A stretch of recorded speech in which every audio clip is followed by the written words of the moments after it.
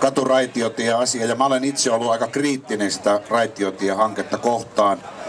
Kyllä se varmasti joskus on ajankohtainen, mutta aika paljon saa virrata kyllä vettä Tammerkoskessa ennen kuin sitä tarvitaan. Tämä koko ratikka-ajattelu perustuu tähän keskittämisajatukseen, siihen, että maaseutu tyhjennetään, maakunnat tyhjennetään ja halutaan tänne Tampereelle kaikki asumaan. Minä en usko, että se on onnellista Tampereellekaan, että tänne holtittomasti ihmisiä tuodaan suuria määriä. Toki minä ymmärrän kaupungistumisen, mutta pitääkö sitä vielä väkisin kiihdyttää, niin kuin nykyhallitus on tehnyt, että huonontanut palvelut maaseudulta, jolloin ihmisten on pakko ja myös työn perässä tulla sitten kaupunkeihin.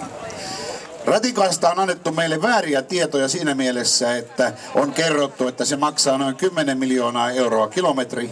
Tämä ei pidä paikkaansa. Kaikki tiedot Keski-Euroopasta kertovat ihan muuta. Ratikan hinta on siellä ihan toista. Se on yli 20 miljoonaa per kilometri. Eli se on pelkästään, jos Hervanta-Lielahti väli lasketaan 20 kilometriä, se on 500 miljoonaa se ratikan hinta. Ja siinä ei ole vielä edes vaunut eikä varikot. Eli minä ainakaan en ole valmis pistämään nimeäni avoimeen vekseliin tamperelaisten veronmaksajien puolesta tässä tilanteessa, kun kaupunki ottaa velkaa 150 miljoonaa.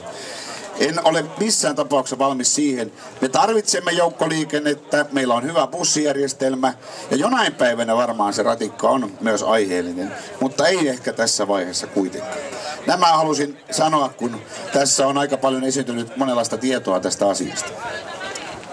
Joo, mä olen Tarmo Aaltonen.